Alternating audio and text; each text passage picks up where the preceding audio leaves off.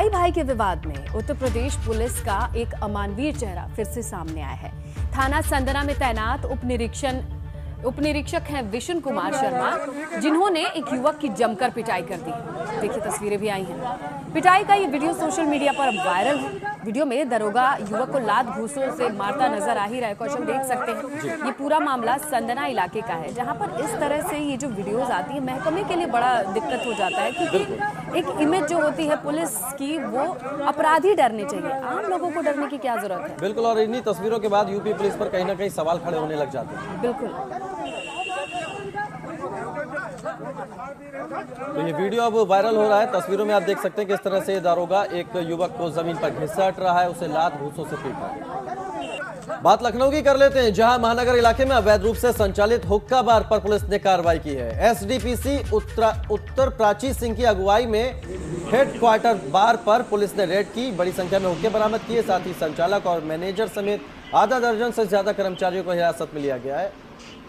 ADCP Prachi Singh का कहना है कि करीब 35 लोग हुक्का पी रहे थे। इन सभी को नोटिस जारी किया गया है। पुलिस की माने तो इससे पहले भी इस तरह के हुक्का बार पर रेड की गई है, लेकिन मौके से ये लोग पुलिस को चकमा देकर फरार हो जाते थे। देखिए ये लंबा दौर चला है कौशल की, बार बार छापेमारी होती है, लेकिन चीज़ें थमने का नाम नहीं लेती हैं। उसका असर शायद हो सकता है इसके बाद जो एक्शन लिया जाता है वो थोड़ा डाइल्यूट होता हो। बिल्कुल, ये कई दिनों से हम लोगों को एक खबर मिल रही थी कि दोपहर के समय में यहाँ हुक्का बार का संचालन चल रहा है अवैध तरीके से। तो आज एक मुखबिर के थ्रू हमें सूचना मिली कि यहाँ पे लोग हैं, काफी लोग भीड़ में इकट्ठा है और हुक्का चल रहा है। तो हमने अपनी यहाँ पे फोर्स को भेजी, जो इंस्पेक्टर साहब हैं वो भी यहाँ पे आए। सभी लोग ने जब आके देखा तो मौके से हम लोगों को 8 हुक्के बरामद हुए हैं। उसके साथ साथ जो संचालक हैं, इसके मैनेजर हैं, उनको पकड़ लिया गया है, उनको बैठाया गया है थाने में। और जो इनके 7-8 लोग स्टाफ वाले हैं उनको भी पकड़ लिया गया है। इनके ऊपर जो भी लीगल कार्रवाई होगी वो की जाएगी।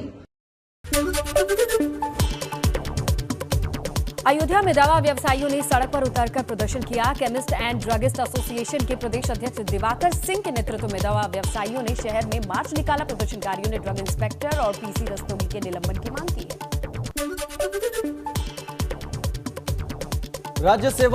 राज्य शिक्षा सेवा अधिकरण के खिलाफ इलाहाबाद हाईकोर्ट बार एसोसिएशन का विरोध जारी है। सामाजिक, राजनीतिक, व्यापारिक और छात्र संगठनों के साथ बैठक के बाद आज रणनीति तैयार की जाएगी।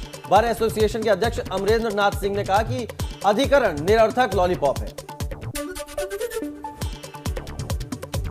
और उधर लखनऊ के मड़ियाव इलाके में उस वक्त हड़कंप मच गया जब पति ने अवैध संबंध के शक में अपनी पत्नी की हत्या कर दी।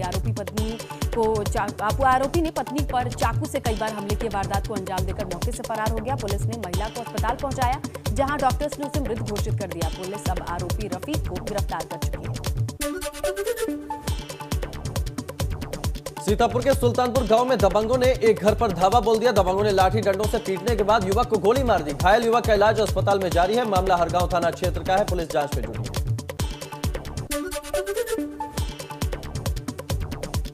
उधर फतेहपुर में एक युवक को दबंगों ने गोली मार दी है। मामला सदर कोतवाली क्षेत्र के ताम्रेश्वर इलाके का है। यहाँ 5 महीने पहले एक विवाद हुआ था और इस युवक ने गवाही दी थी, जिसके बाद दबंगों ने उसे गोली मार दी है। युवक घायल अवस्था में उसे भर्ती कराया गया अस्पताल। हरदोई में जमीन के विवाद में ताबड़तोड़ गोलियां चली। गोली लगने से एक महिला घायल हो गई। बताया जा रहा है कि खेत जोतने से मना करने पर दबंगों ने फायरिंग कर दी। घायल महिला को अस्पताल में भर्ती कराया गया है। साथ ही पुलिस ने दोनों पक्षों के लोगों को हिरासत में लिया है। अंबेडकर नगर में पुलिस ने मुठभेड़ के दौरान 25,000 के इनामी बदमाश उमानाथ उर्फ ओम गिरी को गिरफ्तार किया है, जबकि इसका एक साथी मौके से फरार है। पुलिस ने बदमाश के पास से तमंचा, कारतूस और एक बाइक बरामद की। प्रतापगढ़ में अपना दल के विधायक आर के वर्मा की दबंगई देखने को मिली। टोल मांगने पर विधायक ने गाड़ी अपने गनर और गुर्गों से टोल कर्मचारियों को बुरी तरह पिटवा दिया। विश्वनाथगंज विधायक आर के वर्मा के गुर्गों ने टोल प्लाजा का बैरियर भी तोड़ दिया। वही मारपीट की घटना वहां लगे सीसीटीवी में कैद हो गई। मार्च में प्रदेश के वन मंत्री दारा सिंह चौहान लॉयन सफारी का शुभारंभ करेंगे। यह जानकारी इटावा से भाजपा सांसद रामशंकर कठेरिया ने दी। वहीं समाजवादी पार्टी के जिला अध्यक्ष ने इटावा लॉयन सफारी से शेर को गोरखपुर भेजे जाने पर सवाल उठाया था। इस पर रामशंकर कठेरिया ने सफाइयों को पगला कह डाला। उन्होंने कहा कि ऐसे लोग बच्चे हैं, पहले अपनी समझ बढ़ाएं। यहाँ ब्रीडिंग सेंटर है, यहाँ से ही शेर देश के दूसरे हिस्सों में भेजे जाएंगे। आपको बता दें 2016 में इटावा लॉयन सफारी बनकर तैयार हो गई थी। इस समय यहाँ पर 18 शेर है। असर पड़ेगा। यही तो हमने कहा कि इनकी ये तुच्छ मानसिकता के लोग हैं। ये अपना करे, गोरखपुर में चिड़ियाघर खोल रहे, लाए कहीं से, हमारे यहाँ से ही क्या ज़रूरत है। एक तो आपने अभी तक लॉयन सफारी को खोला नहीं टूरिस्ट के लिए, उसके बाद आप यहाँ से शेरों को ले जा रहे हो, हमारा परिवार कम कर रहे हो। तो ये तो इनकी तुच्छ मानसिकता है। लेकिन सफारी तो चलेगी और बहुत अच्छे से चलेगी। ये सरकारों को अच्छे मन से काम करना चाहिए, अपना कहीं से व्यवस्था करें, कुछ भी करें, हमारा परिवार क्यों कम कर रहे हैं। अब बात कर लेते हैं अलीगढ़ की, जहां के अकबराबाद थाना क्षेत्र में पशुओं के लिए चारा लेने गई युवती का शव जंगल से बरामद हुआ है। युवती का शव मिलने के बाद इसकी सूचना परिजनों को दी गई, जहां अफरा तफरी का माहौल हो गया। ग्रामीणों ने घटना की जानकारी पुलिस को भी दी है। सूचना पाकर मौके पर पुलिस पहुंचती है। युवती के शव को पोस्टमार्टम के लिए भिजवा दिया गया है। साथ ही मामले में जांच के लिए 5 टीमों को भी गठित किया गया है। इसको सूचना मिला है शाम को 6:30-7 बजे के आसपास एक लड़की का शव पड़ी है खेती में। बाद में मौके पर पुलिस आने के पर जांच में पता चला है लड़की लगभग 10-11 बजे का अपना घर से घास लेने के लिए खेती में निकला था और वापस 4-5 बजे तक नहीं आई थी। उसके बाद पूरा गांव लोगों ने सर्च किया है खेतियों में और बाद में पता चला लड़की की शव खेतों में पड़ा है और उसके बाद पुलिस को सूचना दिया। हम पुलिस टीम मौके पर तुरंत आ गए हम लोग। चलिए अब रुक कर लेते हैं बुंदेलखंड का, और बुंदेलखंड की खबरें होंगी फटाफट अंदाज में। झांसी के प्रभारी मंत्री राम नरेश अग्निहोत्री ने मेट्रो को लेकर कहा कि जिले में धीरे धीरे मेट्रो आएगी। कानपुर और आगरा आ गई है, जल्द ही झांसी का भी नंबर आएगा। चित्रकूट पहुंचे बुंदेलखंड विकास बोर्ड के उपाध्यक्ष राजा बुंदेला ने कहा कि बुंदेलखंड में युवाओं को पलायन को रोकने के लिए यहां स्पोर्ट्स अकादमी और फिल्म हब बनाया जाएगा। इन दोनों प्रपोजलों के लिए मुख्यमंत्री योगी आदित्यनाथ की सहमति मिल गई है। उधर बांदा में संदिग्ध हालत में किसान का शव खेत से बरामद हुआ है। परिजन आनन फानन में किसान को अस्पताल लेकर पहुंचे, जहां डॉक्टरों ने उसे मृत घोषित कर दिया। वहीं पुलिस ने शव को कब्जे में लेकर जांच शुरू कर दी है। हमीरपुर में उस वक्त हड़कंप मच गया जब प्रेम प्रसंग के चलते एक पति ने अपनी पत्नी के प्रेमी को तमंचे से गोली मार दी। स्थानीय लोगों ने घायल युवक को अस्पताल में भर्ती कराया, जहां से उसे कानपुर रेफर कर दिया गया, लेकिन युवक को बचाया नहीं जा सका। पुलिस ने आरोपी की तलाश शुरू कर दी है। और जालौन में पंचायत चुनाव को देखते हुए आबकारी विभाग और पुलिस ने अवैध शराब के ठिकानों पर छापेमारी की। इस दौरान पुलिस ने 80 लीटर कच्ची शराब बरामद की। 200 किलो लहन को नष्ट किया गया। साथ ही 2 महिलाओं को भी गिरफ्तार किया गया है।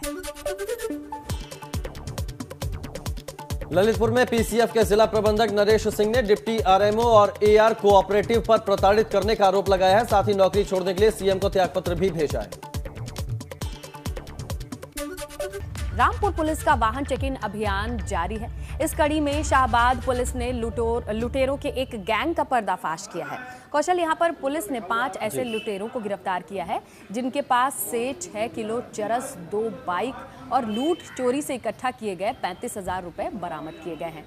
गिरफ्तार लुटेरे कासगंज और एटा के रहने वाले हैं। पुलिस ने इन सभी 5 लुटेरों को गिरफ्तार कर लिया है। साथ ही आईजी की ओर से ये खुलासा करने वाली पुलिस टीम को 50,000 इनाम और प्रशस्ति पत्र देने की भी घोषणा है। मतलब कुल मिला के वहां की पुलिस के हाथ जो कामयाबी लगी है उसे ऊपर तक देखा गया है और पुरस्कृत भी किया गया है, इनाम भी मिलेगा।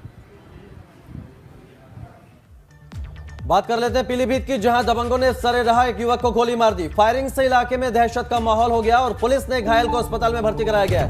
रंजिश बताई जा रही है इस वारदात की वजह, और बड़ी बात यह है कि 2 दिनों के अंदर गोलीकांड की दूसरी वारदात है पीलीभीत में। तो दबंग किस तरह से बेखौफ हो गए हैं, कानून का जरा भी खौफ नहीं है। 2 दिन के अंदर दूसरी वारदात, बदमाशों ने एक युवक को गोली मार दी। बिल्कुल कौशल, ऐसे में सवाल उठता है कि कानून व्यवस्था को लेकर कितनी सख्ती है। क्या लोगों के भीतर डर नहीं है कि अगर ऐसी तस्वीरें आती हैं तो उनका क्या हाल होगा।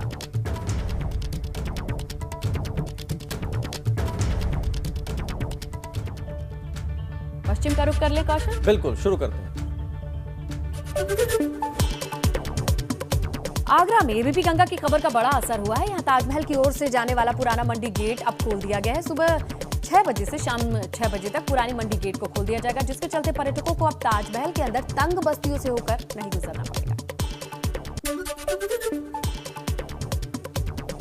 बागपत में फायरिंग का वीडियो सोशल मीडिया पर वायरल हो रहा है। एक युवक चारपाई पर बैठकर खुलेआम फायरिंग कर रहा है। पुलिस वायरल वीडियो के आधार पर युवक की तलाश में जुट गई है। ब्राह्मण पुट्टी गांव का बताया जा रहा है आरोप। और कासगंज में नलकूप का डिस्कनेक्शन करने गई बिजली विभाग की टीम पर ग्रामीणों ने जानलेवा हमला किया है। इतना ही नहीं, बिजली विभाग की टीम पर ईंटों से हमला बोला गया, जिसके बाद बिजली विभाग की टीम ने भागकर किसी तरह से अपनी जान बचाई। हमलों में 2 नामजद समेत 2 अज्ञात के खिलाफ ये मामले की तहरीर दी गई है थाने में। एटा पुलिस ने आबकारी टीम के साथ मिलकर 3 गाड़ियों में छिपाकर लाई जा रही 700 पेटी अवैध शराब बरामद की। ये शराब हरियाणा से बिहार लाई जा रही थी, जिसकी कीमत 52 लाख रुपए बताई जा रही है। इस दौरान पुलिस ने 4 तस्करों को भी गिरफ्तार किया। और हाथरस में अलग अलग थानों से पकड़ी गई 5,638 लीटर शराब को नष्ट कर दिया गया है। कोर्ट से अनुमति मिलने के बाद इस शराब को नष्ट करने की कार्रवाई की गई है। इस दौरान एसपी ने बताया कि बाकी थाना प्रभारियों को भी जल्द ही कोर्ट के परमिशन के बाद इन शराब को नष्ट करने के निर्देश दिए जाएंगे। नोएडा के थाना एक्सप्रेस वे 135 पुलिस को बड़ी कामयाबी मिली है। पुलिस ने 14 साल की युवती का अपहरण करने वाले आरोपी को गिरफ्तार कर लिया, साथ ही नाबालिग युवती को सकुशल बरामद कर लिया।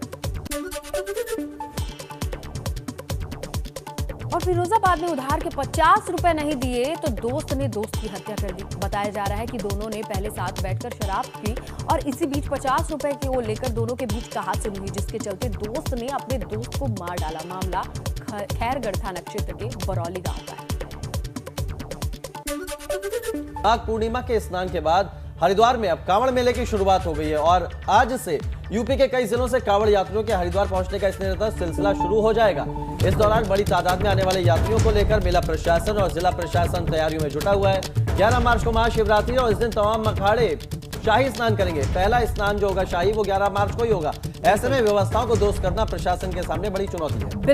बिल्कुल पंकज राणा से ज्यादा जानकारी लेंगे कौशल, क्योंकि वो ग्राउंड पर हैं और इस वक्त हरिद्वार की अपडेट के लिए खासकर कांवड़ मेले के मद्देनजर हमें देने के लिए मौजूद हैं। सुप्रभात पंकज, आप ये बताइए कि किस तरह की तैयारी है, कैसी चहल पहल है? हालांकि माघ मेले से ही शुरू हो जाती चहल पहल हरिद्वार की। बिल्कुल, देखिए माघ मेले से ही हरिद्वार में चहल पहल शुरू हो गई थी और कई कांवड़ती माघ मेले के दिन भी कांवड़ लेने आए थे, जो बदायूं, बरेली और रामपुर जिले से आते थे। लेकिन अब क्योंकि 1 मार्च है और अब मात्र 10 दिन बचे हैं महाशिवरात्रि के लिए और उस दिन बड़ी चहल पहल हरिद्वार में नजर आएगी। और खासकर क्योंकि उत्तर प्रदेश के जो 4-5 जिले हैं, बिजनौर, मुरादाबाद, बरेली, रामपुर और इसके बाद उधम सिंह नगर जो उत्तराखंड का जिला है, यहाँ से बड़ी संख्या में कांवड़ लेने के लिए हरिद्वार पहुंचते हैं, जिनका सिलसिला आज से शुरू हो जाएगा। तो ये कह सकते हैं कि प्रशासन के सामने और मेला प्रशासन के सामने ये चुनौती भी हो सकती है, क्योंकि जिस तरह से कोविड का प्रसार बढ़ रहा है उत्तर भारत के 4-5 प्रदेशों में, तो उस लिहाज से एक बड़ी सतर्कता हरिद्वार में बढ़ती जा रही है। वो माघ पूर्णिमा के दिन 15 लोग कोरोना पॉजिटिव पाए गए थे। इस लिहाज से अब बड़ी सतर्कता बरतने के निर्देश दिए गए हैं। जो बॉर्डर एरिया है वहां पर चेकिंग को कहा गया है। इसके साथ साथ ही जो हर की पौड़ी का एरिया है वहां जो थर्मल स्क्रीनिंग की जाएगी और जो भी संदिग्ध व्यक्ति पाया जाएगा उसको कांवड़ मेले में आने से रोका जाएगा। और कह सकते हैं बिल्कुल पंकज, इससे पहले कुंभ में व्यवस्थाओं को बनाना प्रशासन के लिए बड़ी चुनौती होती थी, लेकिन इस बार कोविड गाइडलाइंस का पालन कराना प्रशासन के लिए बड़ी चुनौती है। बहुत शुक्रिया आपका हमारे साथ जुड़ने के लिए। रुद्रपुर में किसानों की महापंचायत है आज, जिसमें किसान नेता राकेश टिकैत, गुरनाम सिंह चडूनी, दर्शन पाल समेत कई किसान नेता शामिल होंगे। रुद्रपुर के एफसीआई गोदाम के सामने मैदान में किसानों की यह महापंचायत रखी गई है। उत्तराखंड के अलावा यूपी के किसान भी इस महापंचायत में शामिल हो सकते हैं और इसको लेकर पुलिस ने सुरक्षा के पुख्ता इंतजाम किए हैं। 4 से 5 पार्किंग स्थल बनाए गए हैं। बिल्कुल, चलिए विकास से बाकी की डिटेल कौशल ले लेते हैं, क्योंकि देखिए कल तो सहारनपुर में थे राकेश टिकैत, आज ये कह सकते हैं पूरा काफिला पहुंच गया है रुद्रपुर में। किस तरह की तैयारियां हैं, चलिए जानकारी लेते हैं। सुप्रभात, हमें बताइए कि किस तरह की तैयारियां हैं, खासकर विकास ये बताइए कि अरेंजमेंट किस मद्देनजर किया गया है? कोरोना काल भी है, डिस्टेंसिंग का ध्यान रखा गया है? देखिए, आपको बताना चाहूंगा कि अगर हम कोरोना काल की बात करें तो वो तो अब इस समय जो थर्मल स्क्रीनिंग है वो की जानी थी, लेकिन यहाँ उसकी कोई व्यवस्था नहीं दिख रही है। और अब जब मौके पर पहुंचेंगे किसान तभी देखने वाली बात होगी कि कोविड का जो पालन है वो किया जाता है या नहीं किया जाता है। क्योंकि पुलिस की अगर हम बात करें सुरक्षा व्यवस्था के, पुख्ता इंतजाम किए गए हैं। सीओ के अलावा कई इंस्पेक्टर्स ऐसे हैं जिनकी ड्यूटी यहाँ पे लगाई गई है। सुबह से ही पुलिस यहाँ मौके पे पहुंच गई है और राकेश टिकैत को सुनने के लिए काफी संख्या में लोग पहुंचने वाले हैं, क्योंकि राकेश टिकैत के साथ में जो किसान नेता अन्य है वो भी पहुंचेंगे और इसके अलावा जो पंजाबी सिंगर है कहीं उनकी पहुंचने की यहाँ पे उम्मीद है। तो काफी संख्या में लोग पहुंचने की उम्मीद है, क्योंकि इस प्रोग्राम को पहले रुद्रपुर के गांधी मैदान में रखा गया था, लेकिन बढ़ती संख्या को देखते हुए इसको एफसीआई के सामने जो काफी बड़ा फील्ड है, काफी बड़ा मैदान है, उसमें रखा गया है। बिल्कुल, तैयारियां आप नजर बनाए रखिएगा कि लगातार महापंचायतों का दौर जारी है और आप रुद्रपुर में आज महापंचायत होनी है किसानों की। विकास, आपसे आगे भी अपडेट लेंगे। फिलहाल इस जानकारी के लिए बहुत शुक्रिया आपका। आज से बजट सत्र की शुरुआत हो चुकी है। राज्यपाल के अभिभाषण के बाद त्रिवेंद्र सरकार का ये 5वां बजट सत्र है जो पेश किया जाएगा। उत्तराखंड की ग्रीष्मकालीन राजधानी गैरसैंण में ये बजट पेश किया जाएगा। बिल्कुल, तो आज से बजट सत्र की शुरुआत हो रही है। त्रिवेंद्र सरकार का ये 5वां बजट सत्र है और आज राज्यपाल का अभिभाषण होगा और 4 मार्च को मुख्यमंत्री त्रिवेंद्र सिंह रावत राज्य का बजट पेश करेंगे।